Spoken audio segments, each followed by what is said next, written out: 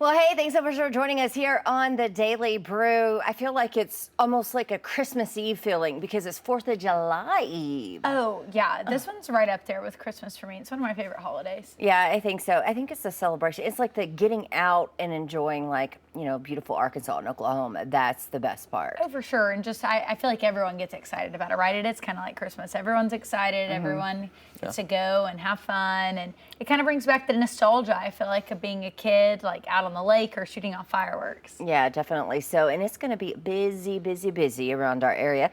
Let's check in with 5 News reporter Jacob Luthi. He is out there live. He's been sort of kind of keeping a check on all the lakes and areas around here just to give some like safety tips because they got a lot of them, Yeah, right? for sure. Let's check in with him. Jacob, what are they saying out there this 4th of July?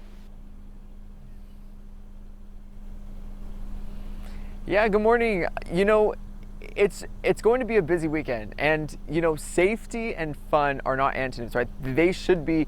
You can be safe and have fun at the same time. And so I'm looking to have a lot of fun this weekend. But in talking to state park officials, they definitely mention this safety aspect. We hate to hear every year something happening on this weekend because maybe someone wasn't careful, maybe someone wasn't wearing a life jacket when they should have been, maybe whatever it may be. It's just important to stay as safe as possible this weekend. So if you're in the water and you're swimming, right, make sure you're at designated swim beaches, right? We've had a lot of rain this year.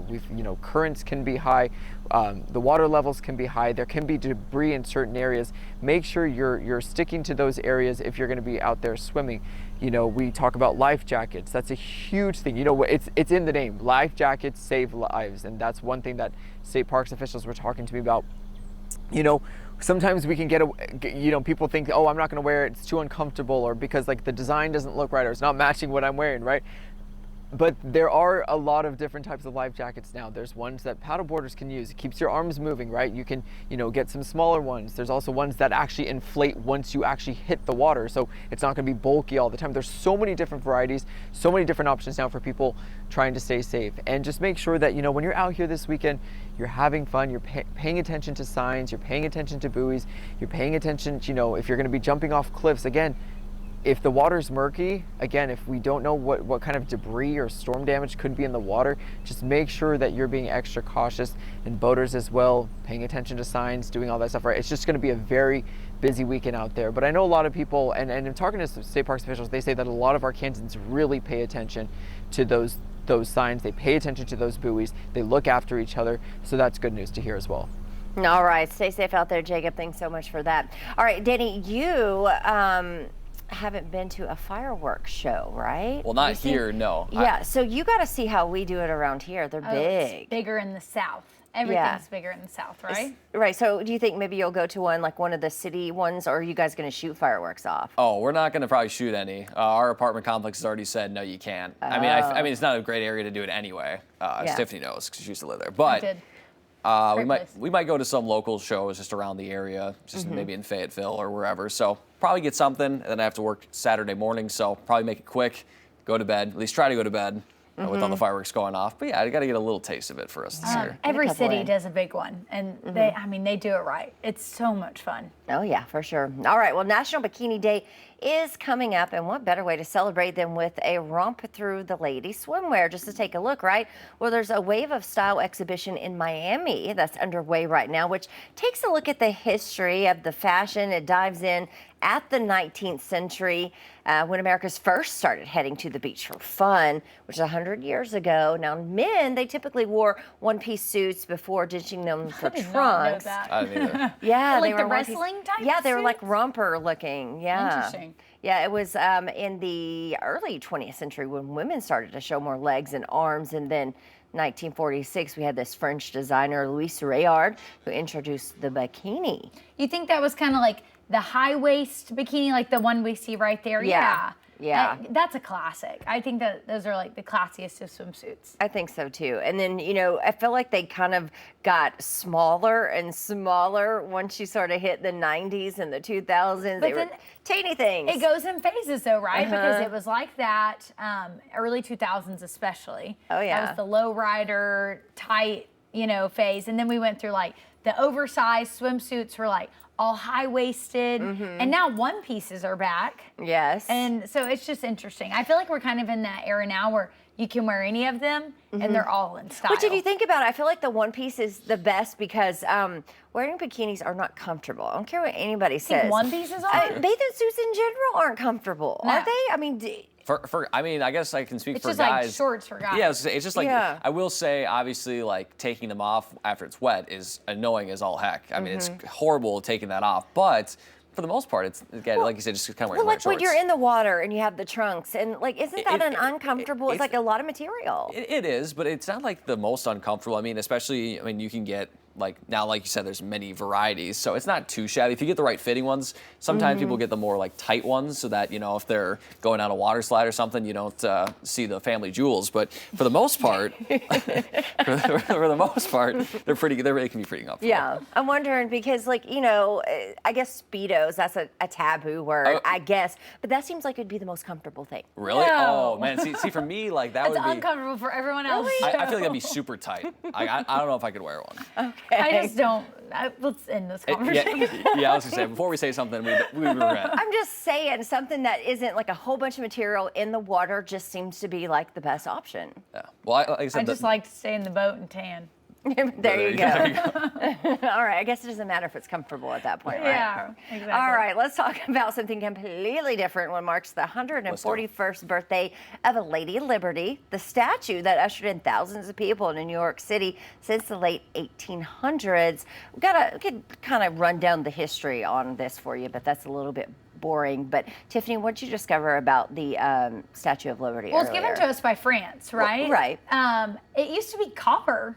Yes. Yeah. Like it was the color, which I guess I've just never seen pictures of it. I've always heard that, but today I was like, I want to see pictures of it. There's not many because like cameras weren't just a huge thing there, but a lot of sketches and postcards from back in the day and stuff like that. And I don't know, I kind of like it, this green color more than the copper, but I guess if we only knew the copper, but the green just like on the water and everything, it just stands out. Yeah, but could you imagine it shining like gold? That would be yeah. amazingly beautiful. Because a lot of people will say it looked like a penny.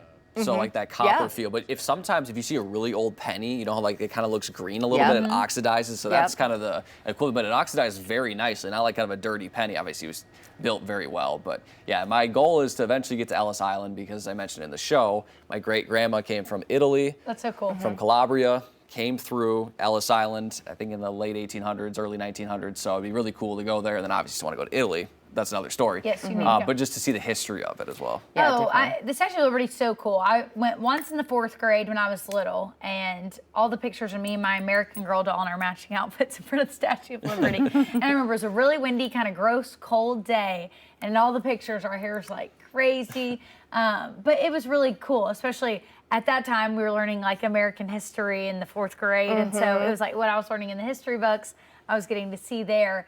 And then went back a few years ago, but didn't go to the island, just took one of those like $1 ferries that goes around it. Yeah. Which that was still cool because I didn't get to see it really from that angle. So you haven't stepped foot on Ellis Island? I have in the 4th grade. In the 4th grade, we went okay, and saw it, but we didn't go up. Yeah. And so at least I don't remember it if we did. So I don't think we did. Yeah. But I want to go up in too. the crown. Didn't they? People used to be able to go up in the torch. Yes, but you can't anymore, right? No. Maybe like structural reasons. I know I so. moved to New York and lived there not long after 9/11, so it was shut down. You couldn't go up. I didn't get the opportunity. And when we went, what was it, been a year now? A year we went to New York, and it just, the line was too long. It's always packed, which I think is kind of why we decided to just do the ferry, and it was $1. That's enough in It's itself right expensive there. now. Yeah.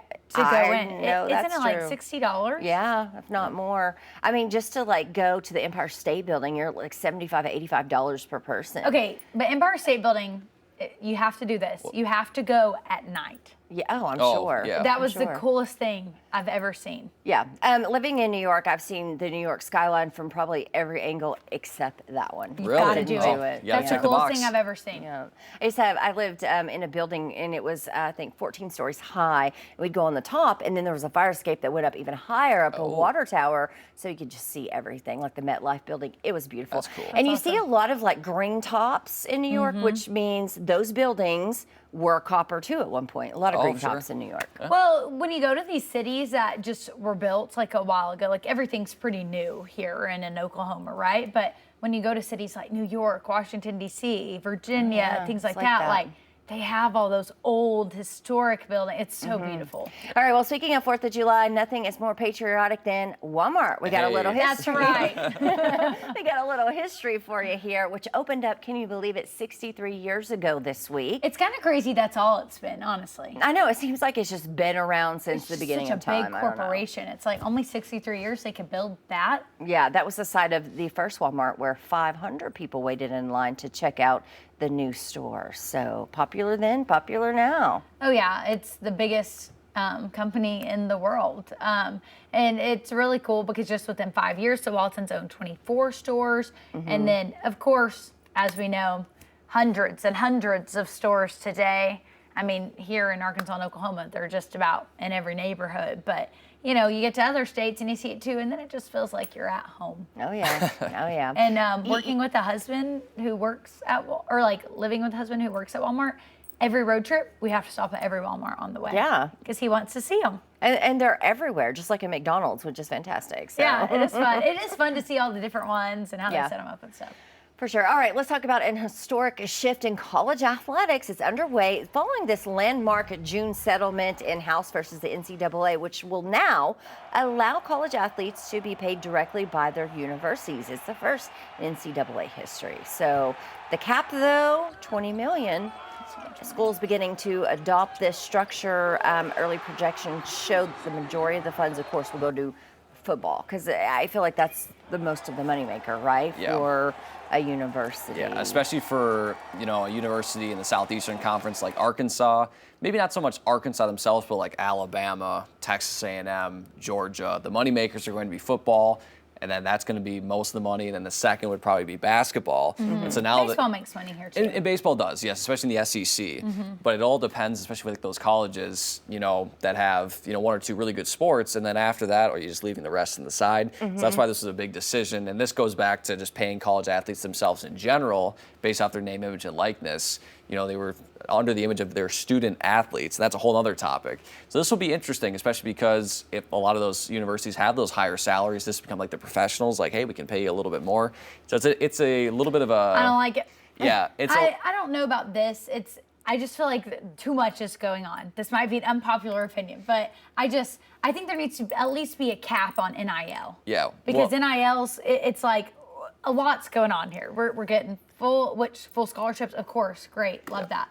Full scholarships, but then there's NIL, then we're paying players. I like the idea of you can give the scholarships, every school has the same cap where you can pay the players, because then it's an even playing field for these schools. It used to be, who can give me the best scholarship, where can I thrive, and now it's, okay, well, who can pay me the most? Yeah. And that's where I'm gonna go, and I feel like it's kind of hurt loyalty, because with the transfer portal now they're like, well, this school will pay me more, so I'll hop over there. Yeah, and it's a big issue, and especially because the corporations that are big donors to those universities. So if you go to an area like Texas Tech, there's a lot of oil money obviously there. So a lot of guys are transferring. They'll start at university they took a chance on them as a freshman, and now they're good. Like, all right, now I'm going to go to Texas Tech. Yeah, but then again, I mean, if you're putting in the work, you're pulling down the for numbers, and you get paid for what you're doing. Yep. And I'm not against NIL. I just feel like there needs to be more rules with NIL. I definitely think players should be able, if companies are selling millions of jerseys with this player's name on the back, like, I think that they should get a cut of that for sure. That is literally their name.